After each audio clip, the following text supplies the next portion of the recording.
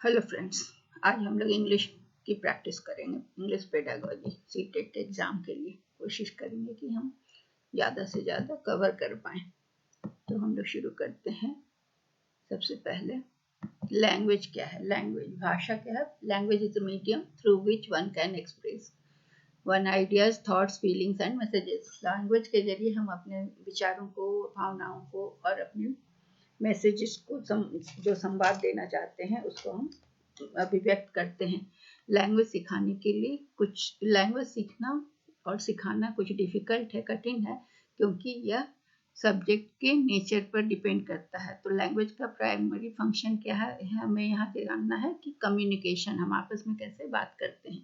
तो अब हमें जानना है भाषा का अर्जन, लैंग्वेज एक्विजिशन। भाषा का अर्जन कैसे होता है? भाषा का अर्जन एक ऐसी प्रक्रिया है जो कि एनी पीरियड में, किसी भी बचपन से ही किसी के लाइफ में ये शुरू हो जाता है। ये पहला लैंग्वेज एक्विजिशन होता है जो कि अनकॉन्शियस लर्निंग होता है, जो अचेतन में बच्चा घर में लोगों की बात को सुनते हुए घर परिवार के बीच में सीख जाता है, अपनी नेटिव मातृभाषा को सीख जाता है। या जो भी बाइलिंगुअल्स होता है, दो तरह के भाषा, जैसे आप देखते हैं बांग्ला भाषी जो होते हैं वो हिंदी भी बोलना सीख जाते हैं, उड़िया वाले भी जब हिंदी भाषी क्षेत्र में आते हैं तो हिंदी भी सीख जाते हैं। तो 6 to 7 ईयर्स तक अपने जीवन में, ये बर्थ से लेकर स्कूल जाने के तक, ये अपनी मातृभाषा या नेटिव भाषा को सीख लेते हैं। तो पहला लैंग्वेज एक्विजिशन क्या होता है? यह एक इंस्टिंक्ट होता है, मतलब कि ये जन्म से ही आदमी जिस माहौल में रहता है उससे वो सीख लेता है, अपने वातावरण से सीख लेता है, उसको उसके लिए कोई विशेष मेहनत नहीं करना पड़ता है। ये एक्विजिशन जो है ये अपने आप सीख जाता है सुन सुन के। ये बहुत तेजी से जो टाइम इस लैंग्वेज को सीखने में उसे बहुत टाइम नहीं लगता है। जैसे जैसे बच्चा बोलना सीखता है वैसे वैसे वो भाषा को सीख जाता है।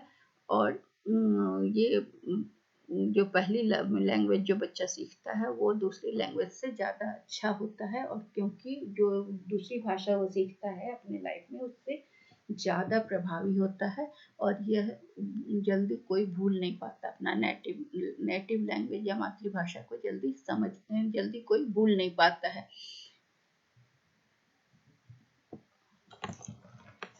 इसके लिए कोई इंस्ट्रक्शन या कोई नियम या कोई सिखाने की जरूरत नहीं होती है। बहुत सारे बच्चे जो हैं अपने नेटिव लैंग्वेज को बिना किसी रूल को सीखे समझे सीख जाते हैं। इसके लिए उन्हें विशेष मेहनत करने की जरूरत नहीं होती है। तो ये हुआ भाषा अर्जन। भाषा अर्जन जो क्या हुआ, प्राकृतिक रूप से बच्चा खुद सीख जाता है, अपने घर परिवार के माहौल में लोगों से सुन सुन कर सीख जाता है। इसके लिए उसे विशेष प्रयत्न नहीं करना पड़ता है। लैंग्वेज एक्विजिशन, उसके बाद आता है लैंग्वेज लर्निंग। लैंग्वेज लर्निंग क्या है? यह एक फॉर्मल प्रोसेस है। इसको सीखने के लिए उसके ग्रामर को सीखना पड़ता है, उसको सीखने के लिए स्कूल एक सिस्टम में जाना पड़ता है। तो वो सब कॉन्शियस होता है। एक्विजिशन अर्जन जो होता है भाषा का वो अपने आप हो जाता है, लेकिन सीखने के लिए आपको सजग होना पड़ता है, प्रयत्न करना पड़ता है, डेलिबरेट अटेम्प्ट लेना होता है। एक्विजिशन में लर्नर क्या करता है कि वो केवल भाषा पर ध्यान देता है, किस तरह से बोला जा रहा है नहीं। और लर्निंग प्रोसेस में इसको किस तरह से बोलना है ये सीखना पड़ता है। मदर टंग जो है वो अक्वायर हो जाता है, उसको अर्जित कर लेता है। सेकेंड लैंग्वेज सीखने के लिए उसे लर्निंग की जरूरत होती है। तो लैंग्वेज लर्निंग कब शुरू होता है? मातृभाषा सीखने के बाद जब दूसरी भाषा को सीखने की बात आती है तब वहाँ लर्निंग की का प्रश्न उठता है। तो लैंग्वेज लर्निंग में क्या क्या चीज़ें जरूरी होती है? कैसे सीखता है कोई नया लैंग्वेज? सुनकर, लिसनिंग, सुनकर, बोलकर, पढ़कर और लिखकर, और कभी कभी नए अल्फ़ाबेट को लिखकर या राइटिंग फॉर्मेट में देखकर सीखता है। तो मतलब कहना है कि लर्निंग जो है वो एक सिस्टमैटिक है, और उसको सीखने के लिए उसका ग्रामर, उसके सब चीज़ को समझना होता है। अब हम भाषा के बाद चलते हैं स्कैनिंग। स्कैनिंग क्या है? स्कैनिंग जैसे हम किसी भी टेक्स्ट का, किसी भी चीज़ का स्कैनिंग करते हैं तो उसका मतलब होता है कि हम उसको तुरंत पूरे तरीके से देख लेते हैं, क्विकली देखते हैं, और हमको जो इंफॉर्मेशन चाहिए वो हमें प्राप्त कर लेना होता है।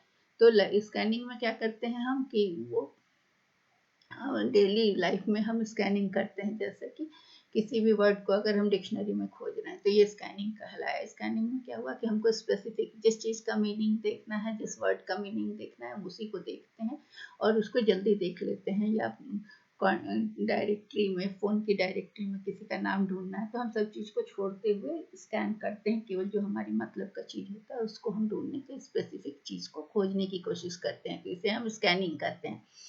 मतलब कि किसी भी स्पेसिफिक इंफॉर्मेशन, विशिष्ट इंफॉर्मेशन को प्राप्त करने के लिए जल्दी से किसी चीज़ को, जैसे डिक्शनरी में जल्दी से हम ढूंढते हैं, तो लुकिंग थ्रू क्विकली मतलब जल्दी देखते हैं। और स्कीमिंग क्या है? स्कीमिंग एक नीतिगत है, सेलेक्टिव रीडिंग मेथड है, जिसमें कि हम किसी भी टेक्स्ट के मेन आइडिया पर ध्यान देते हैं। Instead of closely reading every word, हम क्या करते हैं स्कीमिंग में, हम क्या करते हैं इंट्रोडक्शन, समरी, फर्स्ट और last sentence of paragraph, bold words, text features, ये सब को देखते हैं।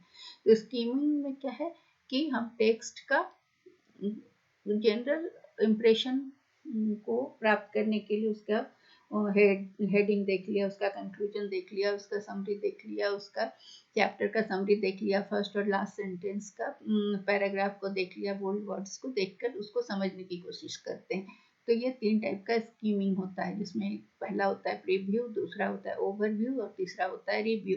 प्रीव्यू में हम क्या करते हैं कि जैसे कोई चांस मिलता है, जैसे हम कोई नाटक, सिनेमा या किसी को जब पब्लिक में दिखाने के पहले हम जब उसको देखने का चांस मिलता है तो उसे हम प्रीव्यू कहते हैं। तो मतलब जब कोई चीज़ पब्लिक, खुद कोई फिल्म पब्लिक, जनरल पब्लिक के सामने आने के पहले जो होता है, कुछ लोगों को जो दिखाया जाता है तो उसे प्रीव्यू कहते हैं। रिव्यू में क्या होता है कि हम उसको किसी भी चीज़ को देखते हैं, इस ख्याल से देखते हैं कि क्या उसमें परिवर्तन करना जरूरी है या नहीं।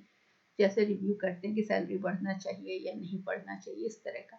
और ओवरव्यू में क्या है, किसी चीज़ का जनरल डिस्क्रिप्शन हम देते हैं बिना किसी डिटेल के। तो स्कैनिंग क्या हुआ कि हमको जो चीज़ देखना है वो स्पेसिफिक इंफॉर्मेशन के लिए हमने देख लिया। तो स्कैनिंग में हम, और उसमें इसे हम एक बार और आगे देखेंगे तो इंटेंसिव लर्निंग होता है, उसी की तरह स्कैनिंग होता है, जिसमें हमें जो विशिष्ट सूचना प्राप्त करनी होती है उसे प्राप्त करने के लिए हम देखते हैं।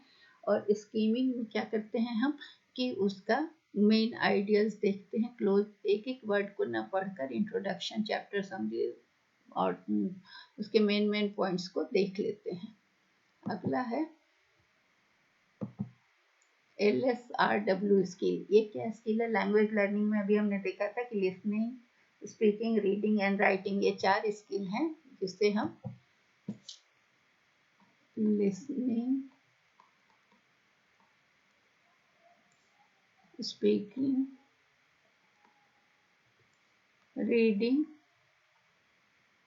और राइटिंग, ये 4 स्किल हैं लैंग्वेज लर्निंग का। लैंग्वेज लर्निंग के लिए 4 स्किल हैं, 4 कैपेबिलिटीज हैं होने चाहिए, जो कि किसी भी व्यक्ति को कंप्रीहेंड, लैंग्वेज को प्रोड्यूस करने में, प्रॉपर और इफेक्टिव आपसी बातचीत करने के लिए ये स्किल्स जरूरी हैं। तो ये चारों, लिसनिंग, स्पीकिंग, रीडिंग और राइटिंग, 4 कैपेबिलिटीज होना चाहिए किसी भी व्यक्ति में, जो कि लोगों को इस चीज़ के काबिल बनाता है कि वो किसी चीज़ का सारांश बता सके, कोई चीज़ को प्रोड्यूस करे, लैंग्वेज को बोल सके या आपस में बातचीत या आपसी संचार कर सके। इंटेंसिव रीडिंग और एक्सटेंसिव रीडिंग। इंटेंसिव रीडिंग में क्या होता है कि उस टाइप की रीडिंग होती है जिसमें मटेरियल को बहुत केयरफुली पढ़ते हैं, थॉरोली पढ़ते हैं और उसका स्पेसिफिक डिटेल को जानते हैं। इंटेंसिव रीडिंग का मतलब होता है इन डेप्थ रीडिंग, मतलब बहुत ध्यान से पढ़ना, एक एक चीज़ को पढ़ना।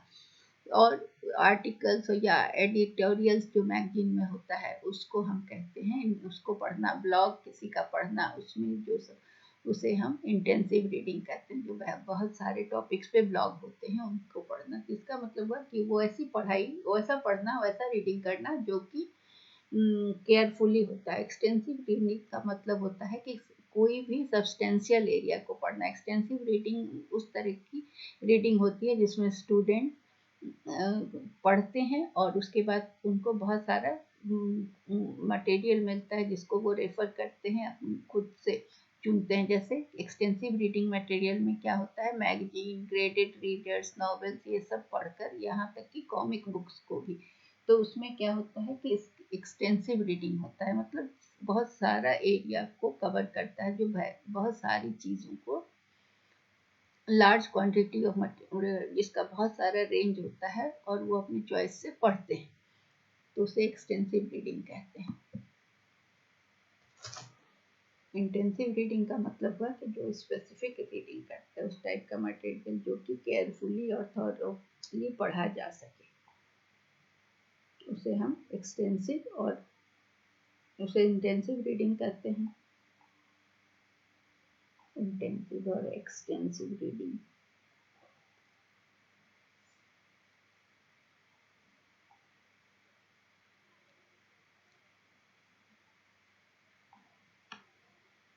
एक्सटेंसिव रीडिंग लैंग्वेज लर्निंग का एक अप्रोच होता है जिसमें कि लॉन्ग टेस्ट और लार्ज अमाउंट ऑफ मटेरियल को स्टूडेंट्स पढ़ते हैं और अपने जनरल अंडरस्टैंडिंग के लिए बहुत सारी चीज़ों को पढ़ते हैं। और इंटेंसिव रीडिंग क्या है? इंटेंसिव रीडिंग एक ऐसा रीडिंग मेथड है जहाँ लर्नर शॉर्ट टेक्स्ट को केयरफुली पढ़ते हैं। तो इसमें क्या हुआ, शॉर्ट टेक्स्ट को केयरफुली पढ़ना। इंटेंसिव रीडिंग में short text to read carefully, short text और केयरफुली और डीपली पढ़ना ताकि to gain maximum understanding.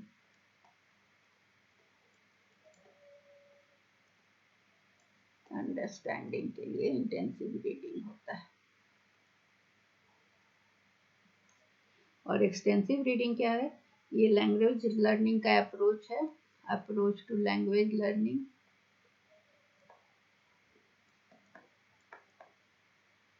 Language learning जिसमें लॉन्ग टेक्स्ट पढ़ा जाता है, लॉन्ग टेक्स्ट और लार्ज अमाउंट ऑफ मटेरियल पढ़ते हैं।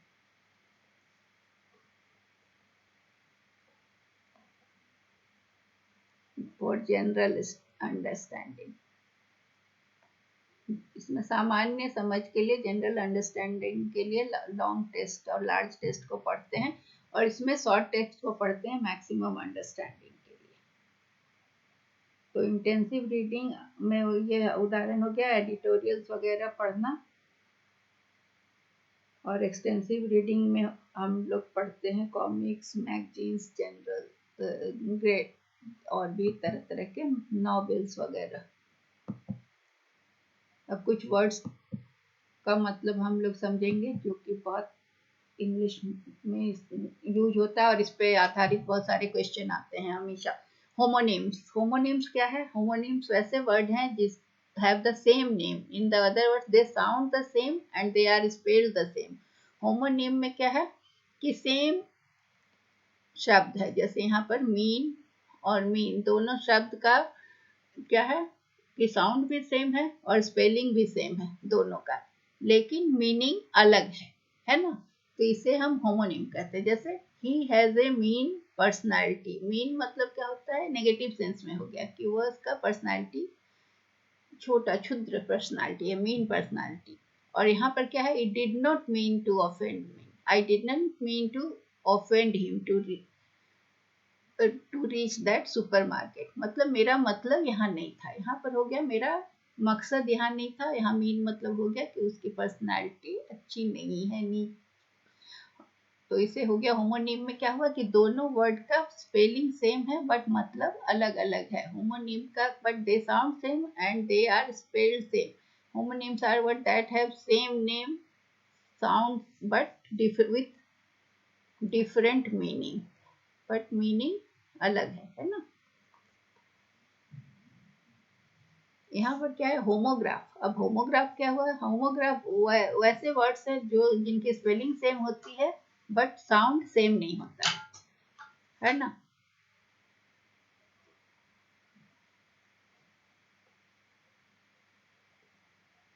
यहाँ पर इसका उदाहरण ये नहीं होगा, यहाँ उदाहरण है लीड एंड लेड।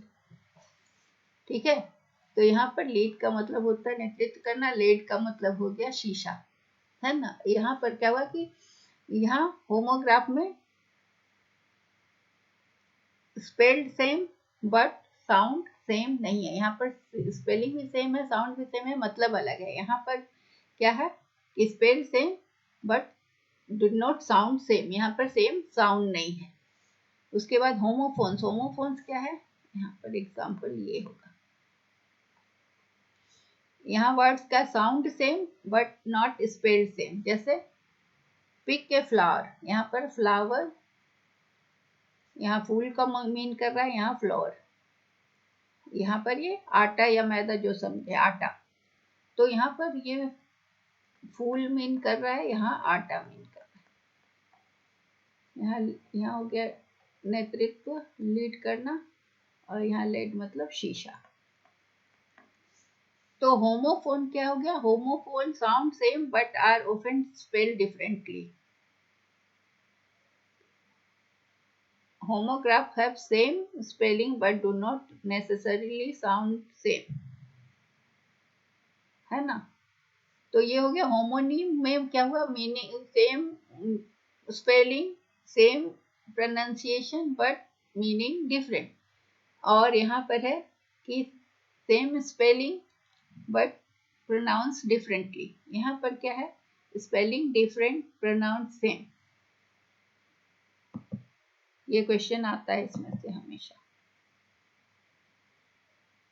अगला है साइट वर्ड। साइट वर्ड्स क्या है, जो कि कॉमनली यूज्ड वर्ड होता है, जो बच्चे को देखकर याद हो जाता है, देखकर। So they instantly recognize them in the text without having taking time to sound them out. वो देखकर वो बच्चे तुरंत पहचान लेते हैं, जो उससे साइट वर्ड कहते हैं। जैसे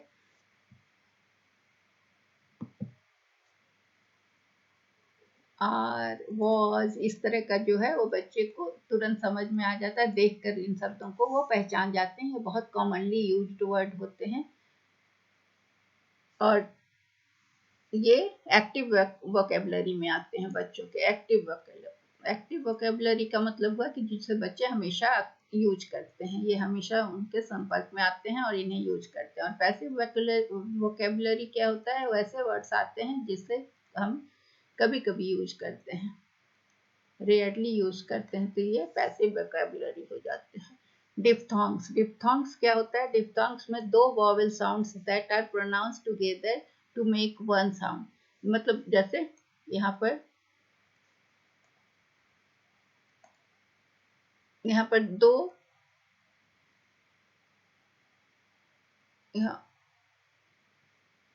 ये वाई तो वॉवेल नहीं है, इसलिए यहाँ पर ये उदाहरण नहीं चलेगा। यहाँ पर ये वाला लेते हैं, काउ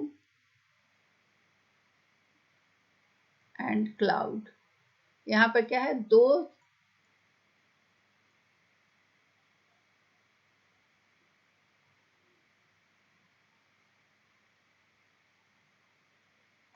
क्वाइन यहाँ करें, क्लाउड करें, तो दो साउंड है, दो वॉवेल एक साथ यूज हो रहा है, जिनका प्रोनाउंसिएशन पहले क्वाइन में O I N, coin O U, cloud. तो इसमें क्या है, तो most common diphthongs English language में है लेटर कॉम्बिनेशन, जैसे ओ आई बॉय, बॉय और क्वाइन, ओ डब्ल्यू और ओ आउ, क्लाउड काउ। तो इसमें क्या होता है कि दो वॉवेल एक साथ यूज हो रहे हैं, वॉवेल साउंड्स को यूज कर रहे हैं, वॉवेल नहीं यूज हो रहा है, वॉवेल साउंड, जैसे क्लाउड, काउ।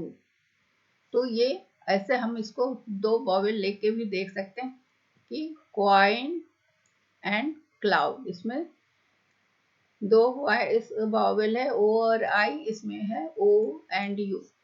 तो ये इसको हम डिप्थोंग कहते हैं, जहाँ पर दो वॉवेल एक साथ यूज होते हैं और उनका प्रोनाउंसिएशन जो है एक साथ एक साउंड बन जाता है। Sound begins as a one vowel sound and moves towards another. एक वॉवेल साउंड से शुरू होकर क्वाइन, ओ से शुरू होकर आई पर आता है, ओ से शुरू होकर आउट, यू पर आता है तो क्लाउड, यहाँ क्वाइन, ठीक है। तो हम यहाँ पर इसका उदाहरण ले रहे हैं, ये दोनों को उदाहरण ले रहे हैं। यहाँ पर हमारा उदाहरण है क्वाइन एंड क्लाउड, ठीक है। तो इसमें क्या हुआ, दो वॉवेल्स एक साथ यूज हो रहे हैं और प्रोनाउंसिएशन कैसा हो रहा है, पहले वन वॉवेल का हो रहा है फिर दूसरा वॉवेल का हो रहा है। इसको मैं दूसरे कलर से लिखती हूँ, इन सबको हटाकर पहले इनको काट देती हूँ।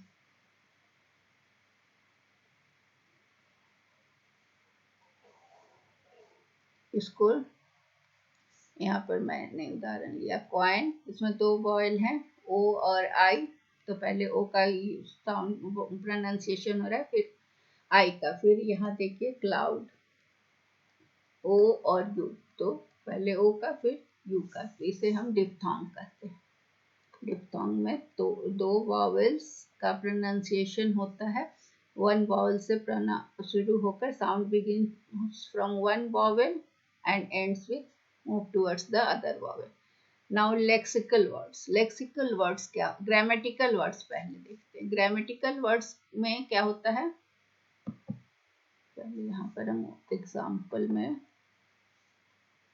डिप्थोंग्स का एग्जाम्पल है क्वाइन, इसमें ओ आई हुआ, पहले एक वॉवेल दूसरा, फिर इसमें भी क्लाउड है, ओ और यू दो वॉवेल्स का साउंड है, पहले से शुरू होकर दूसरे पे एंड करता है। ग्रामेटिकल वर्ड्स क्या होता है, जिसमें आर्टिकल्स, प्रोनाउंस एंड कंजंक्शंस होता है, उसे ग्रामेटिकल वर्ड कहें। और लेक्सिकल वर्ड्स क्या होता है, जिसमें नाउन, वर्ब्स एंड एडजेक्टिव्स होता है। मतलब कि वो लेक्सिकल वर्ड्स जो होते हैं वो इंडिपेंडेंट होते हैं, उनको मतलब उसका किसी चीज पर उनका मीनिंग डिपेंड नहीं करता है। जैसे काइंड, काइंड का मतलब होता है कि दयालु, तो ये इसका मीनिंग किसी और वर्ड पर डिपेंड नहीं करता है, तो इसे हम लेक्सिकल वर्ड कहेंगे, जिसका मीनिंग इंडिपेंडेंट होता है, इंडिपेंडेंट एग्जिस्टेंस, इंडिपेंडेंट एग्जिस्टेंस। मतलब इनमें कोई चेंज नहीं होता है किसी नाउन, ये नाउन होता है, नाउन नेमिंग वर्ड होता है, वर्ब होता है या एडजेक्टिव होता है, जो कि किसी वर्ड से प्रभावित नहीं होता। फंक्शन वर्ड्स होता है, इनका कोई इंडिपेंडेंट एग्जिस्टेंस नहीं होता है। फंक्शन वर्ड्स में जैसे इज, एंड, और इस तरह का जो वर्ड होता है ना, इनका इंडिपेंडेंट एग्जिस्टेंस नहीं होता, ये किसी वर्ड्स के साथ मिलकर ही चलते हैं। सेंटेंस में के आगे पीछे वर्ड्स होते हैं, तो ये फंक्शन वर्ड्स कहलाते हैं, इनका एग्जिस्टेंस इंडिपेंडेंट नहीं होता है, नो इंडिपेंडेंट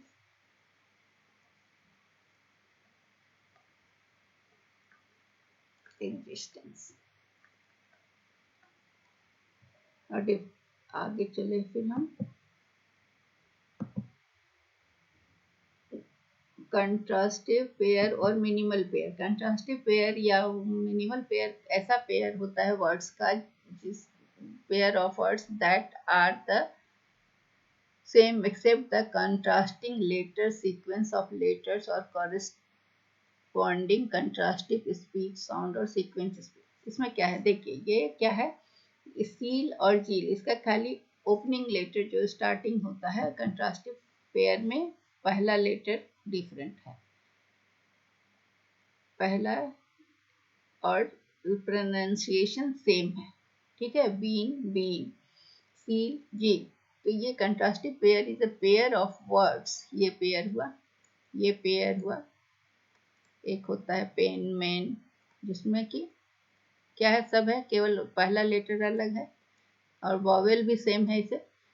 तो pair of words that are the same except for contrasting letter, ये letter contrasting sequence of letters और कॉरेस्पॉन्डिंग कंट्रास्टिव स्पीच साउंड और सीक्वेंस ऑफ स्पीच साउंड। तो इसका कंट्रास्टिव पेयर में ऐसा पेयर ऑफ वर्ड है कि जो सेम है, लेटर, सीक्वेंस और कॉरेस्पॉन्डिंग। तो अगर दो साउंड्स कंट्रास्टिव है तो हम मिनिमल पेयर को देखते हैं, जैसे बी और एम, तो वैसे वर्ड्स होते हैं जिसके साउंड बहुत सिमिलर हैं बट मीनिंग डिफरेंट है, जैसे रॉ, लॉट। तो साउंड सिमिलर है लेकिन मीनिंग डिफरेंट है। Rot, plot, pen, man, seal, zeal, bean, bee. ठीक है, ऐसे वर्ड्स को हम कंट्रास्टिव या मिनिमल पेयर कहते हैं।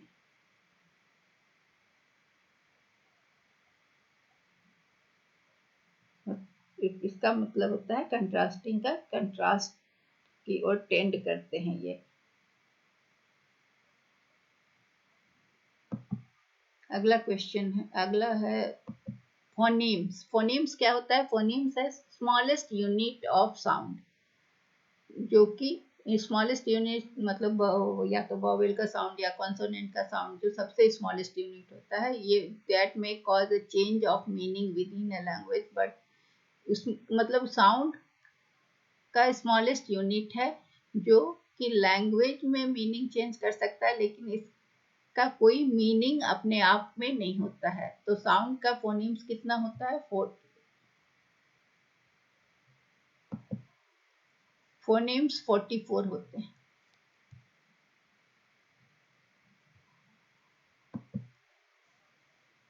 फोनीम्स 44 फोनीम्स है जिसमें 5 वॉवेल्स के 20 साउंड्स होते हैं और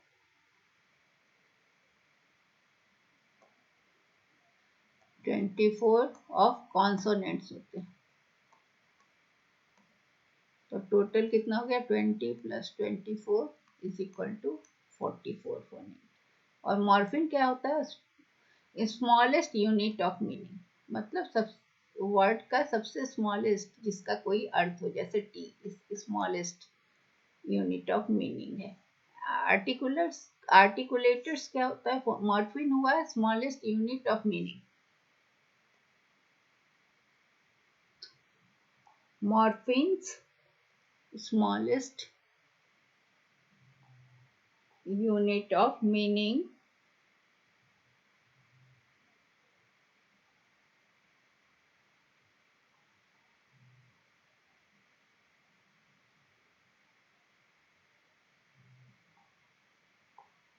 morphones.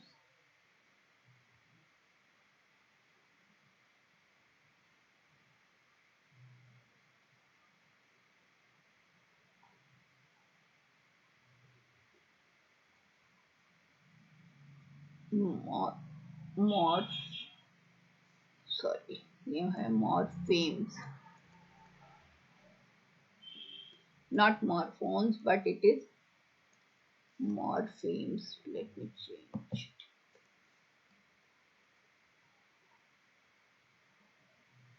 It is morpheme. So morpheme क्या है? Smallest unit of meaning.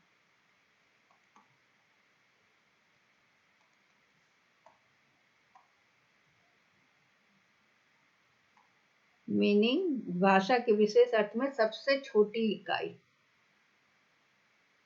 Meaning that a word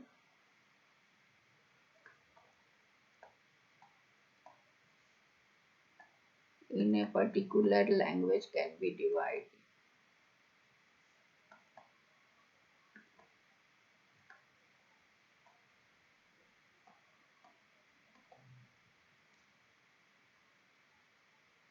morpheme का example smallest linguistic part of word है जिसका कोई मीनिंग हो, जैसे कि ये मीनिंगफुल वर्ड है, जैसे कि अनब्रेकेबल। इस अनब्रेकेबल में example of morphemes would be the parts of word.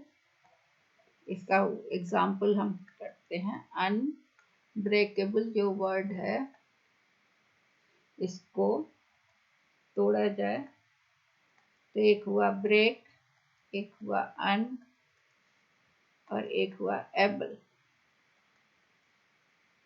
तो मॉर्फिम्स का एग्जाम्पल क्या हुआ? The parts unbreakable. मॉर्फिम्स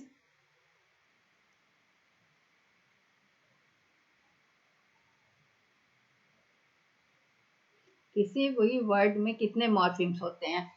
एटलीस्ट एक, हर वर्ड में एक word, every word has one morpheme.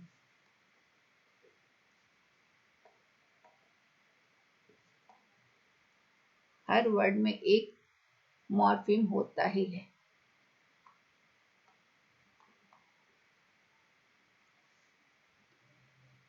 और एक तो होता ही, एक से ज्यादा भी हो सकता है। मॉर्फिम अकेले भी हो सकता है, और जो अकेला होता है उसे हम फ्री मॉर्फिम कहते हैं।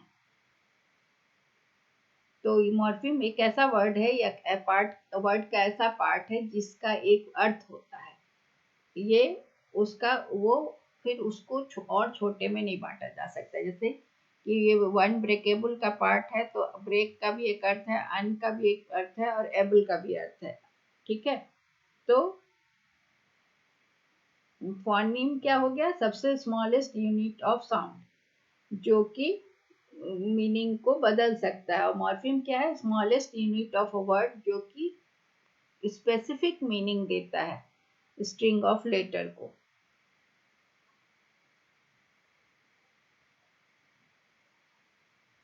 अब जैसे आईएनजी भी एक मॉर्फिम है, क्योंकि इसको अब हम और नहीं तोड़ सकते हैं स्मॉलर वर्ड में, लेकिन नए वर्ड में इसको हम जोड़ सकते हैं। जैसे कम में जोड़ के कमिंग कर सकते हैं, गो में जोड़ के गोइंग कर सकते हैं।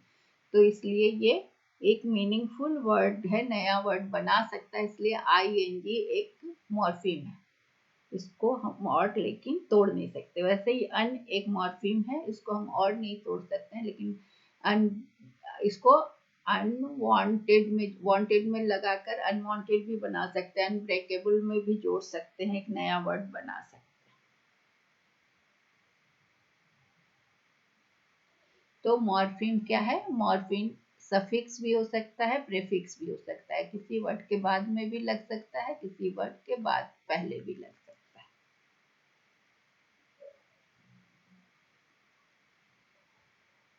इसलिए ये स्मॉलेस्ट मीनिंगफुल वर्ड बन सकता है। जैसे हैप्पी वर्ड में एक मॉर्फिम, हैप्पी वर्ड क्या है? सिंगल मॉर्फिम, ये सिंगल मॉर्फिम है। अगर इसको अनहैप्पी बना दें तो इसमें कितने मॉर्फिम हो जाएंगे? इसमें दो मॉर्फिम हो जाएंगे। टू मॉर्फिम कौन कौन सा? एक हो गया ये अन, और एक हो गया हैप्पी। ठीक है, अब मॉर्फिम एकदम क्लियर हो गया। आर्टिकुलेटर्स क्या है? Articulators are the organs which help to produce sound. Articulators क्या है? ये ऑर्गन्स है जो कि साउंड प्रोड्यूस करने में मदद करता है, जैसे टंग, वोकल कॉर्ड, ये लेब, ये सब सारा हमें आवाज प्रोड्यूस करने में मदद करता है, इन्हें हम आर्टिकुलेटर्स कहते हैं। ठीक है,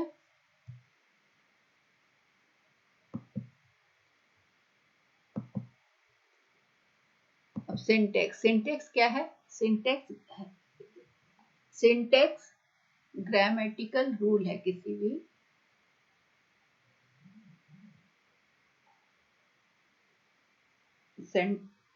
सिंटेक्स जो है वो हमें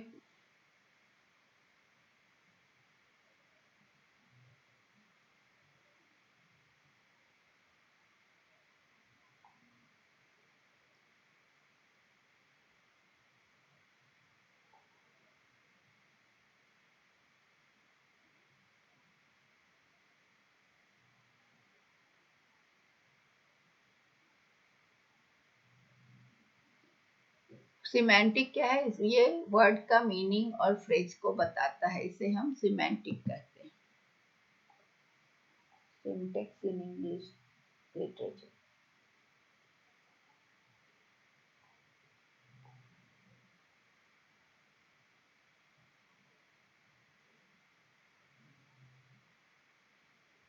और इंटोनेशन,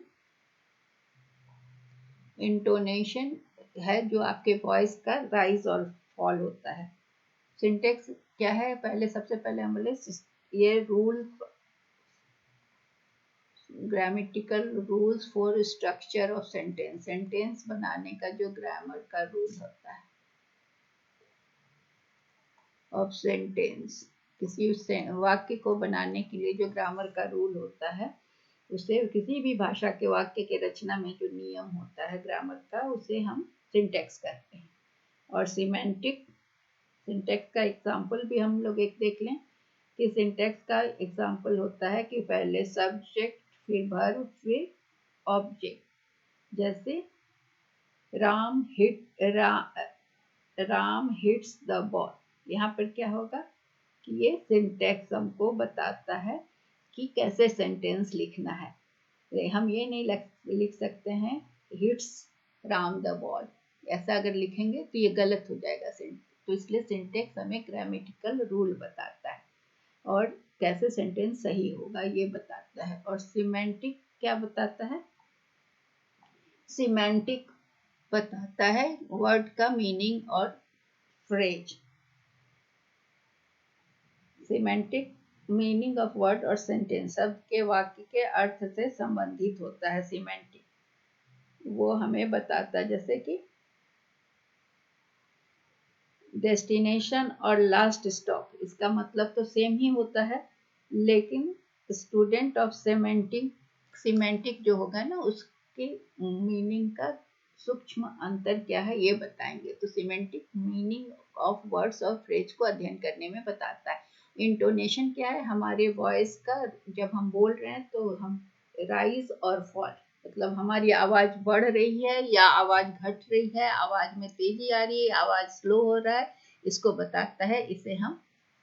इसे इंटोनेशन कहते हैं।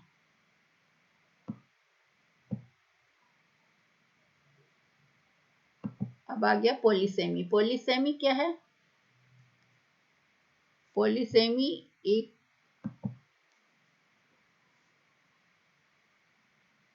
वर्ड और फ्रेज है जिसका डिफरेंट बट रिलेटेड सेंस होता है। इंग्लिश में बहुत सारे पॉलीसेमस वर्ड होते हैं। जैसे टू गेट का मतलब क्या होता है, टू गेट का मतलब होता है प्रोक्योर, मतलब ले पाना। I will get the drinks, इसका मतलब है कि मुझे ड्रिंक्स मिलेगा, I will get the drinks, ठीक है। और इसका ये भी मतलब होता है कि बिकम, एक वर्ड में यूज करके देखिए, सी गॉट स्केयर्ड, यहाँ गेट ही वर्ड है जो कि यहाँ पर वो डर गई, मतलब उसका। और एक होता है अंडरस्टैंड, जब आप कहते हैं कि आई गेट इट, कोई आपसे कुछ बात कर रहा है तो आप समझ जाते हैं तो आप कहते हैं आई गेट इट। तो इससे क्या हुआ कि पॉलीसेमी वर्ड है या फ्रेज है, उससे क्या हुआ कि डिफरेंट बट रिलेटेड सेंस है। तो पॉलीसेमी वर्ड जो होता है वो phrase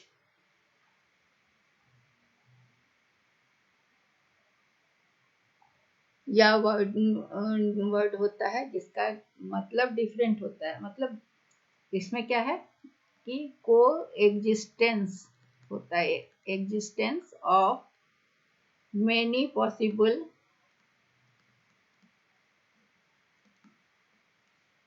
meaning of a word और फ्रेज। मतलब किसी एक वाक्य या फ्रेज के बहुत सारे मीनिंग होते हैं, उसे हम पॉलीसेमी कहते हैं, ठीक है। पॉलीसेमी को हम स्पेलिंग पॉलीसेमी,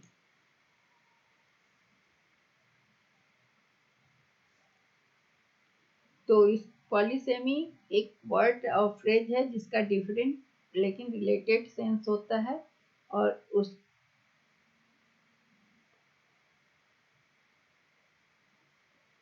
जिसका बहुत सारा पॉसिबल मीनिंग हो सकता है किसी भी वर्ड का या फ्रेज का। जैसे एक को हम एक और उदाहरण दे सकते हैं कि arms bend at the elbow, मतलब केहनी पर बाँह मुड़ जाता है। यहाँ पर आर्म्स का मतलब ये हुआ कि बाँह।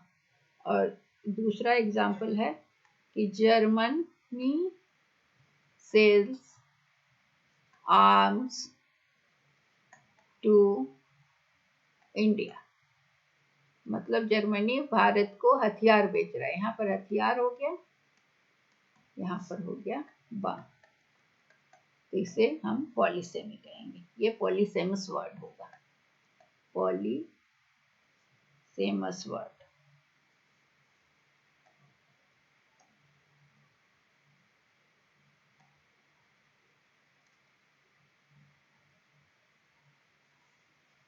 यहाँ पर ये हो गया पॉलीसेमी।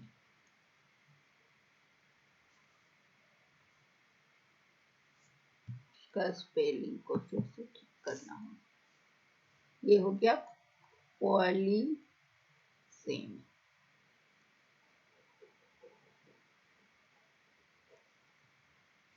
तो पॉलीसेमस वर्ड का एग्जाम्पल से हम अच्छे से समझ गए। अब हम चलते हैं आगे, शायद ये लास्ट है। So that's all for today, thank you. I think it will help you in clearing your English pedagogy.